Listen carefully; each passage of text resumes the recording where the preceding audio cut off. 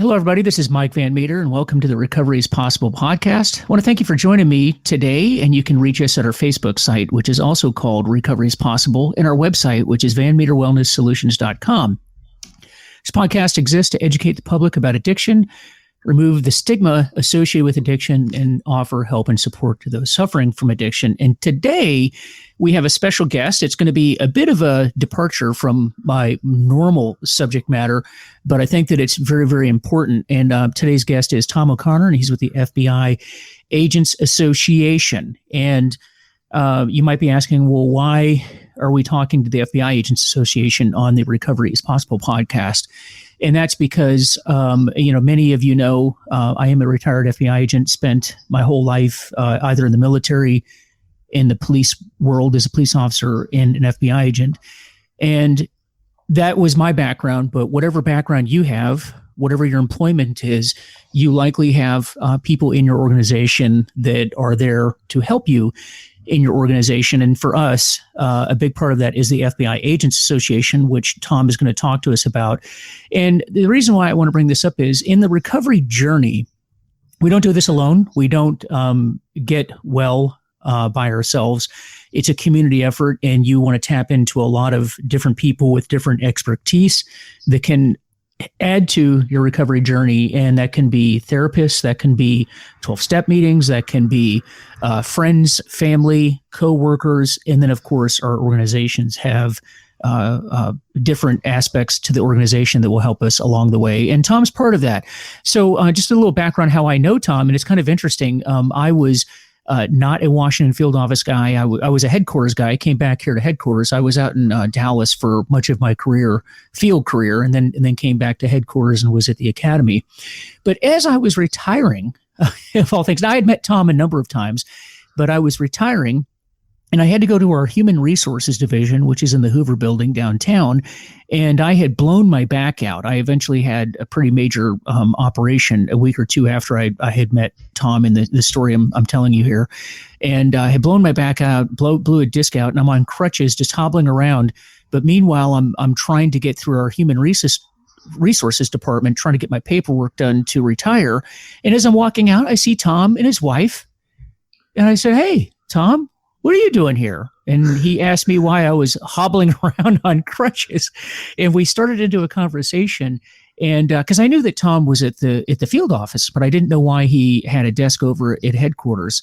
And then Tom explained to me that he and his wife, who is also retired, by the way, Tom is a retired agent and his wife is a retired agent, but we were all still in the organization at the time.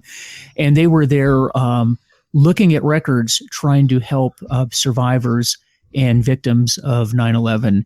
And I'm just going to leave that at there because Tom's going to go into greater detail talking about what he and his wife were doing. And I was just amazed and in awe of what Tom was doing and the work that he and his wife were doing to help the employees out. And so with that, I want to turn it over to you, Tom, and if you can tell us who you are and what it is that you do. No, I appreciate that, Mike. Thank you very much for having me on your podcast today. Very interesting interviews you've done in the past. I listened to several of them, and really good stuff and very important stuff also. As you said, I was an FBI agent. My wife, Jean, was also an FBI agent. We were in for over 20 years each, and we were responders to 9/11 at the Pentagon. And on 9/11, we did our job there. We stayed. We worked for close to a month at the Pentagon site, and with many agents from the field office and from other field offices. And so we kind of built that bond with people from the 9/11 first responders community. And it was somewhere around 2000 and I would say 5 that we started noticing that people that we had worked with at the Pentagon, friends of ours at Washington Field, were becoming sick with different illnesses, and specifically a cancer called a multiple myeloma, which generally hits people who are in their 70s. And both of these guys that we worked with were extremely healthy. They were both runners. As you know, agents have to stay in pretty good shape, and these guys were really getting hit hard with this stuff. So we were friends with another agent, Scott Stanley, who is I call him the 1,000-pound brain. He's a PhD and very, very smart.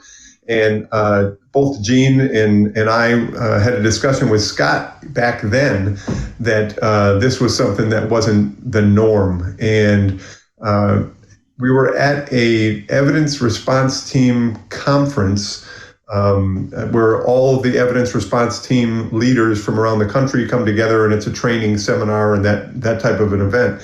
And at the end of it, we had a question and answers with the bosses from Quantico. And I raised my hand and I said, hey, what are we doing for the people who were exposed on 9/11, both or all three locations, whether it be the Pentagon, Ground Zero, or at Shanksville? And because we're seeing people from our field office that are getting sick with things that they really shouldn't be getting. And at the time, there were studies that were being done in New York with responders there, and there was starting to be a swell of support in the medical world that the exposure to the toxins at the 9/11 sites was making people sick. And it was not until a police officer with the last name of Zadraga became ill and passed from this that it really started getting some serious look. And in 2008, a good friend of ours, Bob Roth, who was an agent at WFO for a long time, a criminal investigator, then he went to work the anthrax case and was just a great agent. Bob passed from the 9/11 cancers, or from a cancer, and it became a mission for us to try and see if this was something that was related to 9/11. And sadly, as we started to scratch the surface of this, we started to find that there was a lot more under the surface and more people. There was an agent, Wesley Yu, at WFO also, who became sick with the same type of myeloma. And then Steve Carr from WFO also became sick. And all of these agents passed. Jerry Job, another agent from WFO that sat next to me on the squad, he passed from the cancer. Mark Mikulski, I'll go through all the names, but it was really hitting very, very close to where we were. So at the time, Director Mueller was the. Oh, and by the way, and Tom, by the way, I want to say, and you're talking Washington field office, but yes, it was the same thing was being seen the FBI has 56 field offices, and this was starting to be seen across the FBI in people who had, so it wasn't just Washington, it was hitting across the country. Yeah. Right, 100%. And it kind of manifested itself first off in Washington, where we were kind of becoming cognizant of maybe there's something going on. And we went to Director Mueller, and at the time, the medical research was being done, but it wasn't fully vetted that this was what was going on. So in his eyes, we had to do a little bit more internal research. So Director Mueller jumped on that, and we actually did an internal bureau study. And it turns out it was kind of a flawed study, and it came back that everybody went to Quantico, and maybe Quantico was a tie. They didn't make the connection. But then as time went on, we kept doing our research and following on with what was going on in New York through Cedars-Sinai. And they came up they spent about $40 million in medical research and conclusively said that exposure to these toxins was either exacerbated or caused the cancers in people that shouldn't be getting them. And it started with the fire department there, the police department, and then we got ourselves involved when Director Comey was the director of the FBI. Director Comey really took this. He assigned Val Parlave, who was the executive assistant director over human resources, so the highest person in the FBI's human resource division, and said, let's get this done. And we started looking into it further. And in all honesty, the purpose that I had in mind for determining these agents, at the time all agents, that their deaths were related to 9/11 was to honor them with the National Law Enforcement Memorial in Washington, D.C., and also the FBI's Wall of Honor at headquarters and throughout the field offices. And in all honesty, that was what I thought was going to be our big win, was getting these people's names on this wall so that their families would know that they had fallen from 9/11 related illnesses that was because of their service. And as we worked with people at headquarters, primarily Mike Huff, who's a unit chief in the Human Resources Division, we started to find out that there was a lot more to it, that there was work that could be done through the Department of Labor, the Public Safety Officers Benefit, and then we started finding out about the World Trade Center Health Program and the Victims Compensation Fund, which I'll go into. And we weren't just doing this as FBI agents, right? At the time we started this, I was on the executive board of the FBI Agents Association. And as time went on, I served 7 years as the vice president of the association. And also at the end of my career, my last 3 years was as the president of the FBI Agents Association. So under the auspices of the FBI Agents Association, we were able to muster the resources to work with headquarters and work with these other entities to identify potential assistance for these agents and their families. And it really, under Director Ray, when he came in, he really took the ball that Director Comey had passed and ran with it. And we started to be able to identify the agents who had passed. And our major goal was to get people to who had been first responders to sign up for the World Trade Center Health Program. And what that does is, knock on wood, I'm healthy, but I'm signed up for both the World Trade Center Health Program and the Victims Compensation Fund. And so annually, anybody who signed up, that you have to show that you were on one of these sites, and you get a free medical review where they do respiratory, all sorts of blood work for cancers and other issues, and you kind of get a fresh look from a medical review each year, and that was extremely important. And then also the Victims Compensation Fund is something that we've fought to get people to sign up for, and it was so difficult to get this done because it really is a bureaucratic nightmare, right, for an agent to try and get in and sign up for this stuff. Oh yeah. And if you add on to that, if you are sick and you're having to do this stuff, you're trying to regulate your chemotherapies and all this stuff, and you're just not in it to do that. You're in it to win it, and that part is the difficult part. So we hooked up with an attorney out of New York, Matt McCauley of Turkin, Heath, and McCauley. He's just an amazing guy. He's a first responder himself, and he has just been that person to hold the hand of our agents and our members of the association, because that is how we were working with him, and get people signed up. So we literally have been able to get hundreds and hundreds of people who responded signed up for these programs, and hopefully they'll never have to do anything besides get their annual medical. And then when they get the results, they get the thumbs up and they move on to the next year. But we know, sadly, that that's not the case for everyone. And currently, there are approximately 70 people in the FBI who are dealing with some form of medical issues related to their service at 9/11. And that is from extremely sick to minor respiratory issues, or GERD, which is an issue with the esophagus, which is very, very common. And it's all from breathing in the different toxins that were on all three sites.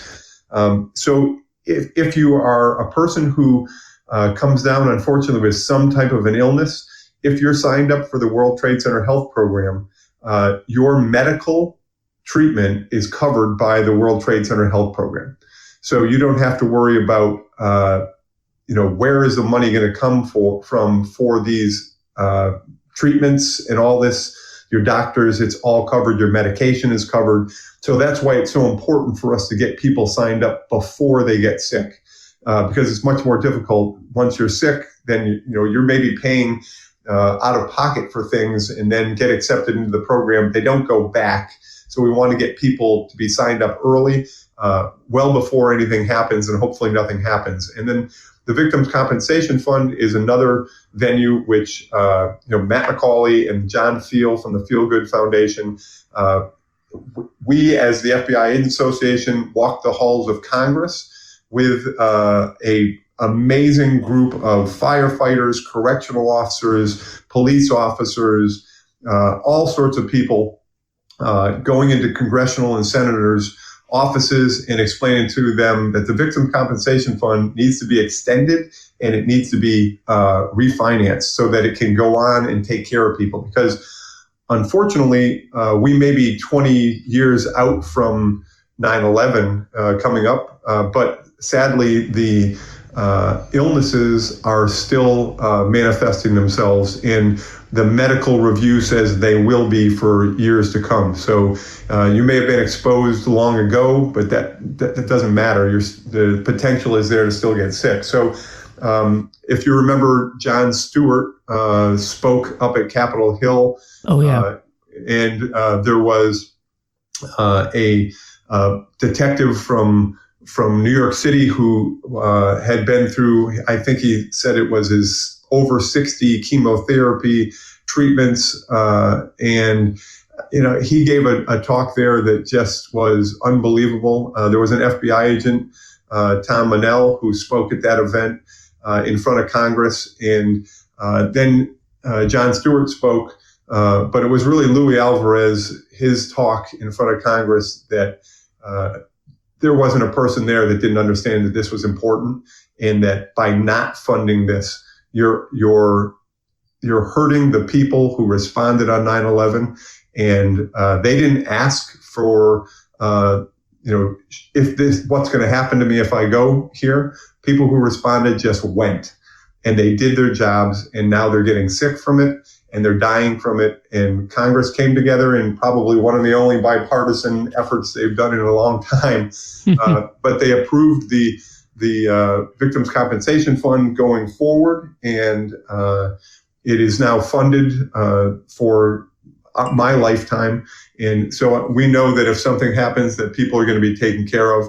It's an amazing program, and the FBI Agents Association was involved in that effort. We were able to lend a voice to that effort on the Hill because people said, "Oh, this is just a New York thing," and we were able to go in there and say we had teams from from all over the country. We had teams from California coming in and working at the Ground Zero, and we had teams from Tennessee working at the Pentagon, and all of these team members who go back after being exposed are across the country. And I was in the Dallas field office at the time, and I know we sent multiple teams up there. Yes, exactly. So bringing that national view to it, and then the police officers, the firefighters, the EMTs, all the first responders for all of these events, a lot of them, me included, have retired. Gene and I chose to retire on September 11th of 2019, and we did that to honor those friends of ours, very good friends and colleagues that weren't able to retire. Right. The cool part is our credentials, on our retired credentials, and if you look at yours, Mike, it's got a date up on the top, and ours says 9/11, wow. 2019, and that's why we chose that date. So, we went from the effort to get these names put up on the wall to the effort to get assistance to these agents and professional support employees who have become sick. And I retired from the FBI in 2019, as I just said. I stepped down as the president of the FBI Agents Association in July of 2019, because that's when my term was up. And Brian O'Hare is the current president of the FBI Agents Association. He is a strong believer in the 9/11 programs. And so the fight continues with, the FBI Agents Association working with headquarters to identify people who potentially were on scene, were exposed, and could potentially become ill. I'm so proud of what you and I both know. There's a lot of things in your career that you've done that you can say, hey, that's pretty cool. I'm very proud of that. But in all honesty, in 35 years of law enforcement, the thing I am most proud of is the effort that Scott Stanley, Gene O'Connor, Mike Huff, Jen Hill, this small little band of merry fighters got together and started early on pushing for this. And now we went from $0 going to the families of the fallen FBI agents who had not been recognized as fallen FBI agents. They just went home and unfortunately died from cancers and other illnesses, to now they're fallen in the line of duty. They're on those walls of honor, and over $8 million has gone out to support the families under different programs, whether it be Victims Compensation Fund, the Public Safety Officers Benefits, through the Department of Labor. All sorts of things have been done to assist these people who are sick and people who have passed and their families. And, the podcast topic that you have is not about cancer, and it's not about, lung disease and things like this that we know people have gotten from the 9/11 experience and the first response to these events. But equally as important is the fallout from 9/11. And I always like to say that you can't unsee what we saw on 9/11 and the days that followed. So there is clearly a mental health component to the damage done to people based off of the attacks of 9/11. And the World Trade Center Health Program, not only do they give you a medical review every year, but you do a phone consultation. And if you're having any types of issues, the mental health portion of it, that component is also very, very important. And they are there to assist that in any way. The FBI Agents Association, we have a Memorial College Fund. And that Memorial College Fund, this year alone in 2020, we're sending 33 kids to college. And that's 75% of tuition, housing, books, everything. And that is, those kids, a good number of them are from the fallen agents who passed due to 9/11 related illnesses. And because we've identified these people and we're able to get them recognized as fallen, the number of children in the queue for college is somewhere in the number over 60, and with 33 in college, that's one of the things that the FBI Agents Association is doing for those families. We created about 6 years ago what's called the Members Assistance Fund, a membership assistance fund.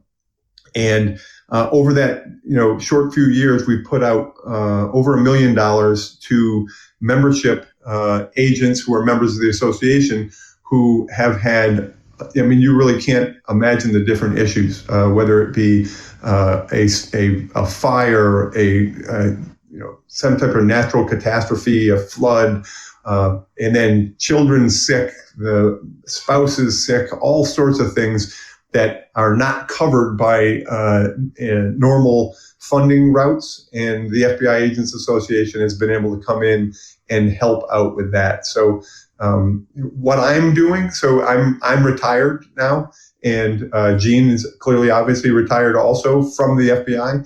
But Gene just started as the executive director of the FBI Agents Association. So I'm amazingly proud of her. She is running the show in the offices of the FBI Agents Association. There's 14,000 members, and she's also overseeing both of those charities. And recently, the leadership of the FBI Agent Association asked me to come back and help out in a part-time basis, doing some management of those two charities I just spoke about. So doing fundraising and going out and trying to make sure that those funds are healthy. So if anybody's interested, they can go to the FBIAA.org.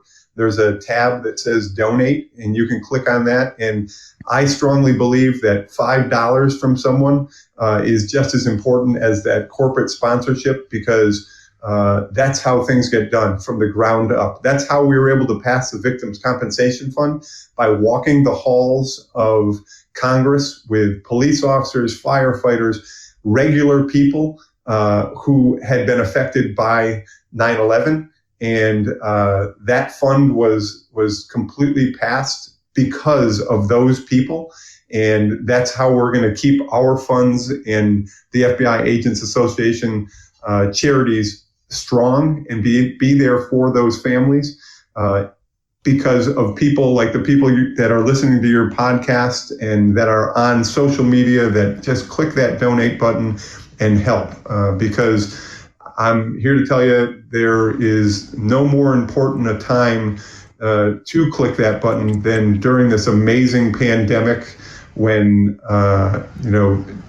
everybody's hurting. These are some amazingly strange times, and we have a run coming up, the G-Man Honors Run, which is pretty cool. You get a really neat G-Man long sleeve T-shirt. That's the kind of stuff that I'm doing in retirement to try and keep the FBI Agents Association and take care of the families of not only the 9/11 people, but of agents who are shot, agents who are injured in car accidents. And it's just an amazing organization that is there for people. And one of the things that we're very interested in making sure that we're there for people, for the members of the FBI Agents Association, is suicide prevention.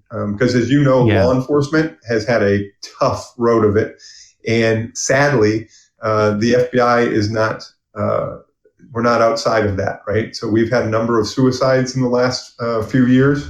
And, you can only get beaten up so many times, and it gets difficult. So we want to make sure that agents know that we're there for them. And the way we do that is through our charities and just being there at the end of the phone. So, I can't say enough about the stuff you're doing in your retirement in reaching out to people and making sure that they're whole. And if they're not, that they're able to get there through some type of just talking to somebody, because it's so important. And, you know that the FBI over the years tried to, be there for the responders to different events. And my career started in 97. The first event I went to was 1998 to the Africa bombings. I went to Nairobi, and then in 1999 went to Kosovo to do body exhumation for the war crimes for two different deployments. And then in 2000, I led the forensic team to the USS Cole, which included the forensic recovery of the sailors who were killed. And so all of these types of things take a piece of you away, right? So the mental health portion of it can manifest itself into drinking problems, potentially drug problems. And so you got to stay on top of that. And the Bureau has gotten much, much better. And I credit you with being one of the pioneers of getting behind that. A few months before Gene and I retired, the Bureau called us. And I think it's because they knew us through HRD and our connections at headquarters. But we got a call that said, hey, would you guys be interested in going to the post-critical incident seminar? And we're like, we're retiring in a month.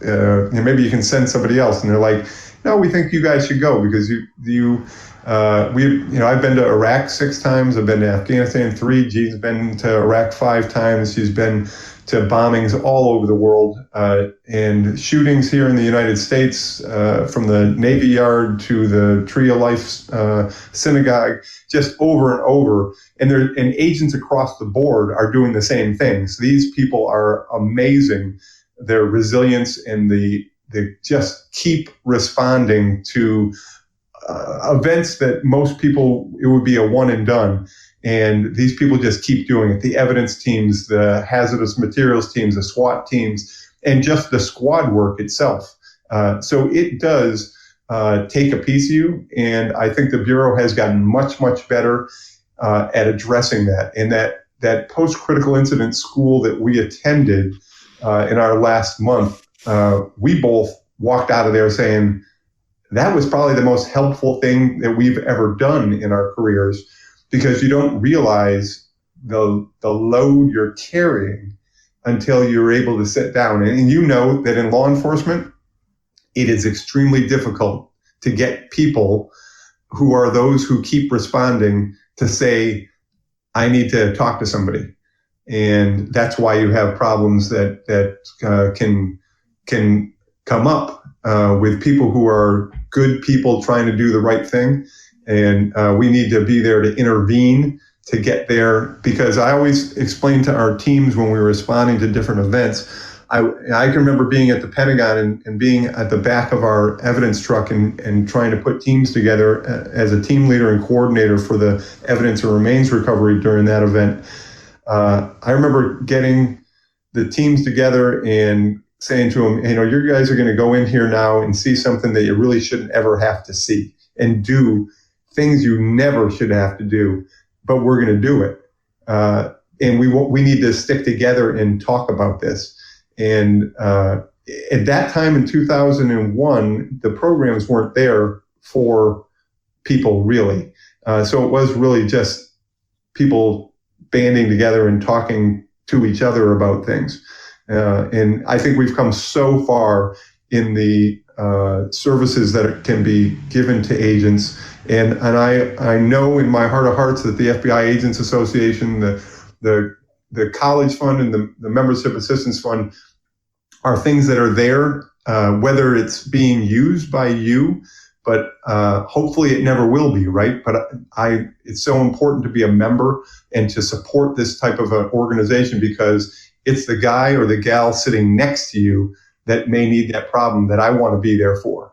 And that's the way I always sold it when I was active in, and the members of the FBI Agents Association are active duty agents and a retired cadre of agents that are lifetime members. But the people who make up the National Executive Board, they are all active duty agents, and they volunteer to do this job, to be there. It is truly a second full-time job, especially when you get to the vice president position. Gene used to just laugh at me because I'd come home and the phone would start ringing, and it is constant. And in her FBI Agents Association career, Gene was a trustee for the Memorial College Fund for 12 years. And what that meant was, as the students applied and got into colleges, they have to keep a certain grade point average. And every semester, the trustees, there's 3 trustees that volunteer to do this, they review each one of those kids, their whole boat, right? They're looking at their grades, they're making sure they're doing the right thing, and helping them along as they go through this. Because you got to remember, each one of these kids just lost or has lost a parent who was an FBI agent. Yeah. So it's not like, hey, this kid's just going to college and going to the pub too much. This kid's dealing with the loss of a parent. So it's really the trustees, and Gene was one for 12 years, is just such an important volunteer position, because they're there. And Gene lost her dad at 56. He was a farmer and passed away. But she knows what it is like to be a 17-year-old, lose your parent, and then go to college that next year. It's not easy. So it's just a really, really good organization, and we're very proud to be back in it in some way. I mean, Gene clearly is back into it, and I'm kind of helping out and doing my own thing with consulting on domestic terrorism and terrorism issues. But so yeah, I think it's really important that organizations like this, that people support it, and the average person might not know that there is an FBI Agents Association. And in this day and age, they may really want to reach out and be able to help someone who's an FBI agent in their families. And they can do that by going to FBIAA.org and go to the donate charities and hit donate, and $5, $10, or whatever you want to give. That's the way we're keeping these things alive. We have an event coming up, Mike, in November. It's the G-Man Honors, and it is a really cool event. We started about 6 years ago. It is normally a dinner, but now it is going to be a virtual event, and this virtual event is pretty awesome. Our speaker is Dr. Fauci this year, which is I don't know. Oh, wow! You don't get any cooler than that. We've had our speakers in the past have been General McChrystal, Admiral McRaven, Leon Panetta. So, I mean, we've been able to get some really amazing people to help us. And this whole dinner is for corporate sponsors to come in and give $5, $10, up to $50,000 to help this cause, to help the college fund and the Members Assistance Fund. And it is to see these people give back to their communities and give back to the FBI family is just it. That's why we're back in it in retirement. When we retired, we bought an RV. We were going to go traveling the country, but then this pandemic kind of slowed that down, and we kind of got the bug to get back into the charities and helping out our FBI family. That once you're in it, you're in it. You're in it for life. It's kind of like the mob, isn't it? It really is. Blood in, blood out. Yeah. You can't leave. You can't leave. No. Yeah, it draws you back in. So we're really happy to be able to do what we're doing, and make sure that these agents are taken care of. And whenever I do a talk on the 9/11 stuff, I never want to leave out Lenny Hatton, because I'm talking about the illness stuff. But Lenny Hatton was an agent that I worked with at the bombings in Nairobi, and also worked with him at the bombings of the USS Cole. Lenny was a bomb tech, and on 9/11 he was in New York and ran to the towers while people were running away. And sadly, the last he was heard from was on the radio in one of the towers, and it collapsed, and he was never heard from again, and passed away on that day. There was, and if you allow me just a quick minute, I want to just give a quick talk about the people we've lost. Paul Wilson was one of the first agents to die from the 9/11 illnesses in 2007. I mentioned Bob Roth, Lori Fournier in 2009. Jerry Jobe, my squad mate, sat right next to me, probably one of the funniest guys you'd ever want to meet. He passed away on September 11th in 2010. Jerry Senator was an agent in Charlotte, and he passed away in January of 2011. So you can start to see that we had this cluster that really started to make us think something's going on here. William Bob Craig, I went to Kosovo with him, an amazingly funny guy. As you've never had a drier sense of humor, but just an amazing guy. And he was an ERT person who responded to Shanksville, and he passed away from complications due to the exposure on April 9th of 2012. Mark Mikulski was an agent out of WFO. He responded to the Pentagon and passed away. Steve Carr, another WFO agent who responded to the Pentagon with us in 2015, he passed away. Wesley Yu was one of the first people that got sick, and he fought unbelievably and stayed with us until 2015, October 11th, he passed away. A very good friend of ours, Rex Stockham, who you may well know from down at Quantico. Rex responded up to to Shanksville with the teams there. He was an explosives person, and he passed away October of 2016. Mark Johnston passed away in 2017, and Dennis Benelli was out of New York, and he passed away in 2017. And interesting, I was doing the Police Unity Tour. If you know what that is, it's a charity bike ride. It's about 320 miles, right? So there is a chaplain that's on a motorcycle and is one of the guides for the ride. And we were just talking one evening at dinner, and you ride 100 miles, then you drag yourself down to the chow room, you eat your chow, and you go back to sleep, and get up and do it again the next day. I was talking to the chaplain, and he had told me that his sister's boyfriend was a agent who worked out in New York, and then it got to that he passed away from cancer in 2017.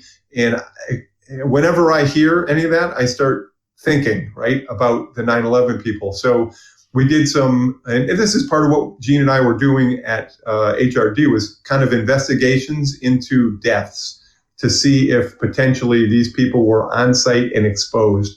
And so Dennis Benelli, based off of the conversation during the Unity Tour, we were able to determine that Dennis was on the ground at Ground Zero. His cancer was one of the ones accepted by the World Trade Center. And so his name's on our Wall of Honor at the National Law Enforcement Memorial.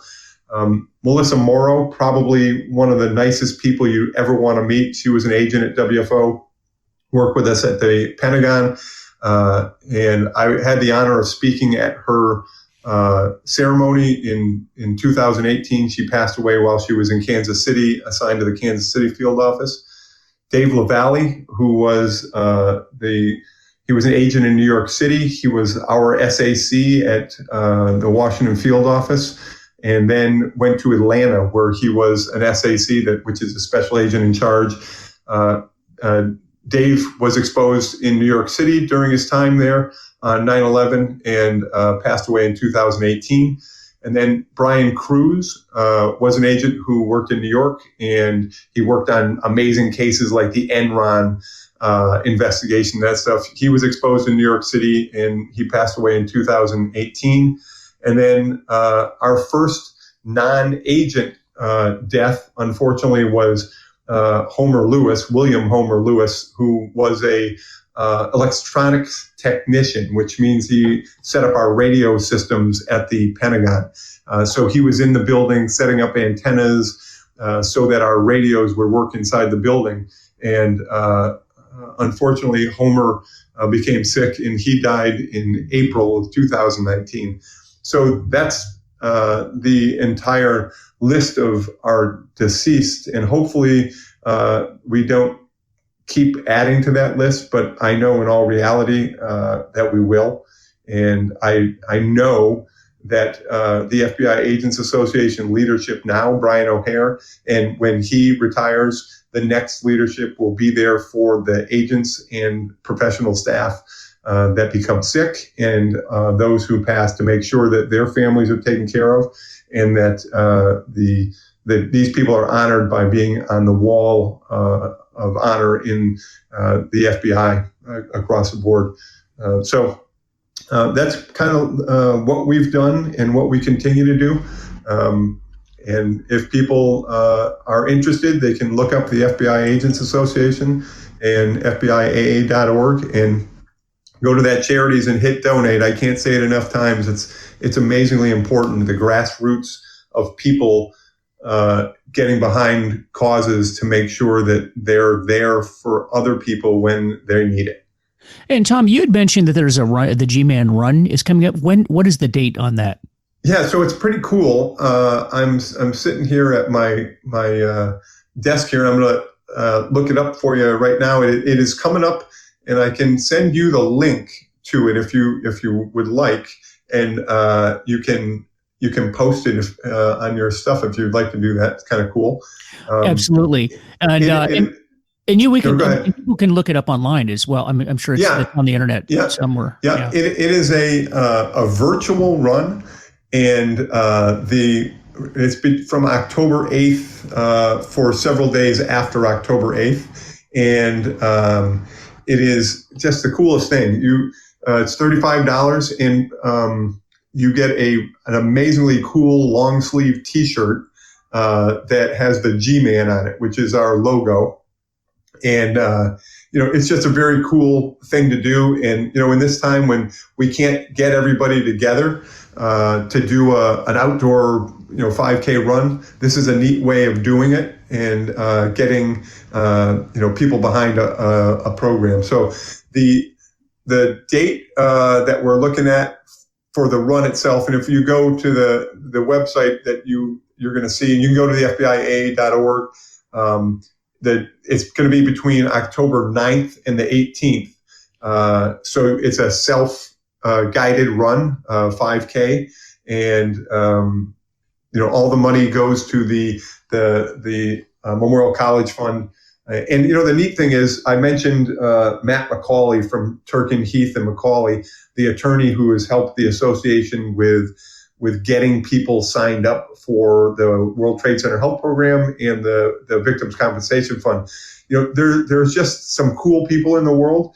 And Matt called me the other day about this run, and this guy's got like 1,000 things going on. He's like, "Hey, we're going to put $10,000 toward this." So, oh wow, the first 1,000 runners, he's going to put $10 to each one of them to the. I just shake my head at the people that I meet when it comes to helping out these charities.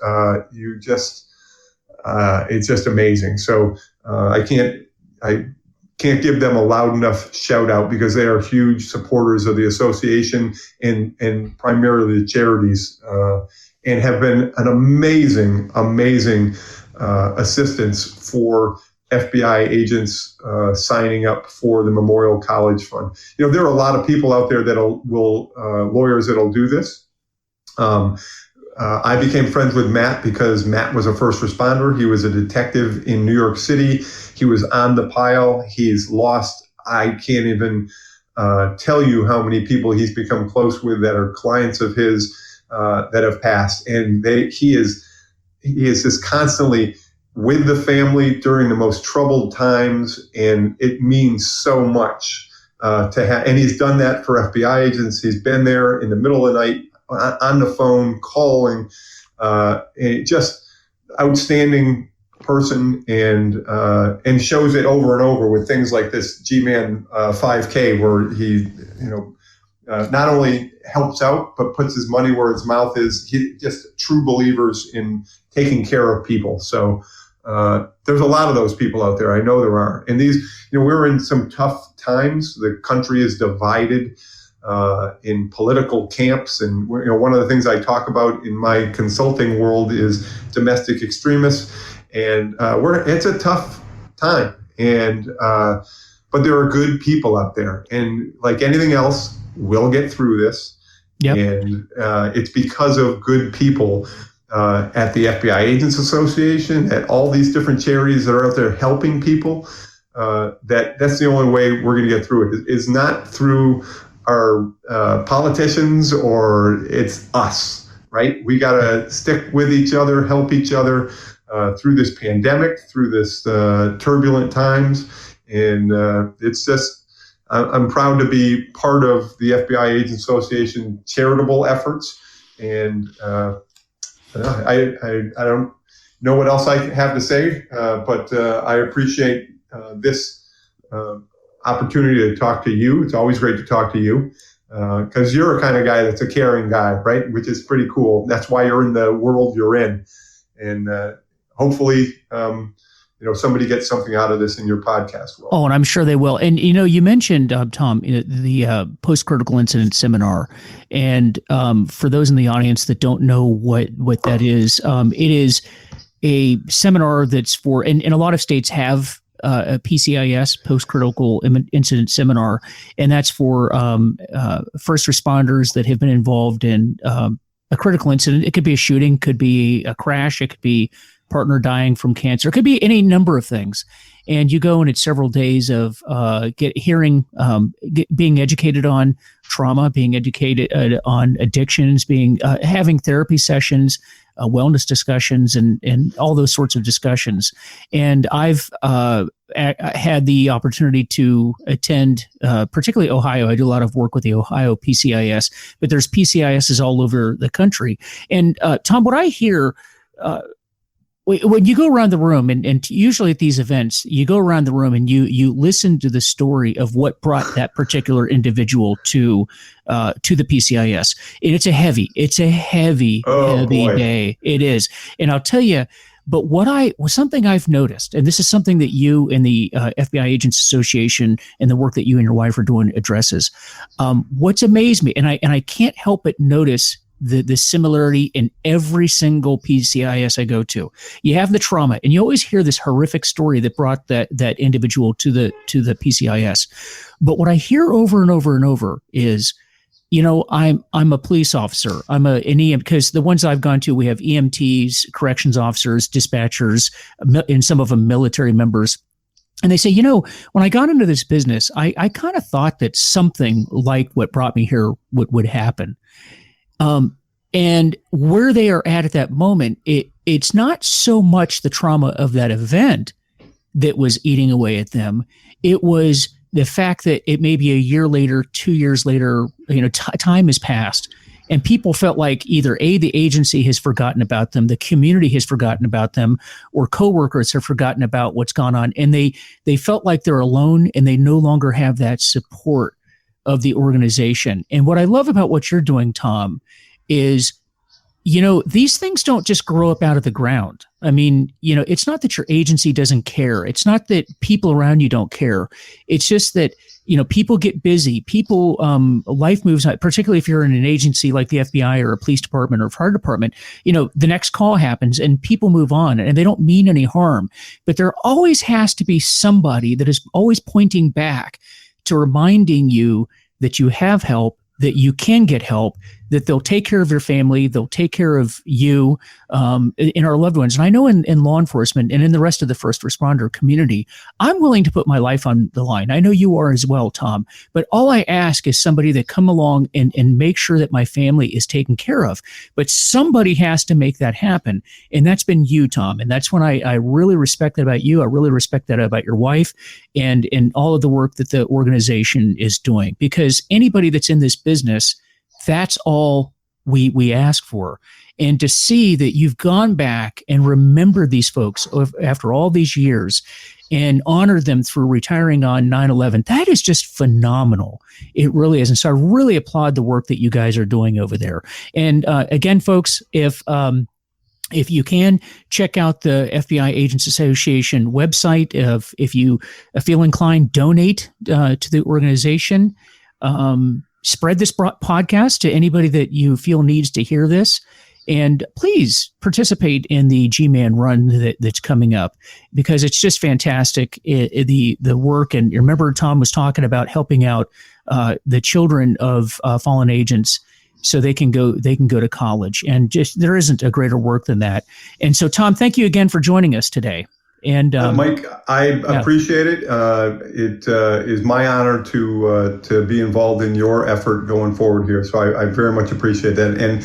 And Gene was going to sit in with us here today, but unfortunately, work got in the way of that. So you got me instead. So straight up. Well, she's doing the important work that we're talking about. Exactly. We'll have her at some point as well too, and we'll have her talk about you and how she's keeping you in line in retirement. So, that's if anybody knows us, and there's a lot of people that do, they know that. That's the way it's been since day one. We're coming up on our 33rd year of marriage. Oh, wow. We would drive to work together. We deployed to Iraq together. We went to shooting scenes together. We drove out to bank robberies together. People would be like, how is it possible that you two continue to work together? I'm like, I don't know. It seems to work. So yeah. I'm not, and those of you that aren't, if you're not familiar with law enforcement and the history of marriages in law enforcement, not being good. at 33 Not good. years is it's not good amazing, at all. because I get that all the time. My wife and I have been married 31 years together, and I speak at different places, and I mention that, and people are like, wait, to one woman you've been married 31 years? No, there's a lot of cops, right? A lot of cops that can tell you they've been married 33 years, but there's 4 people involved in that cycle. And a lot of attorneys. A lot of attorneys, exactly. And they're not going to click on donate at the FBI AA because they're trying to. Oh no, you're going to be donating. Yeah.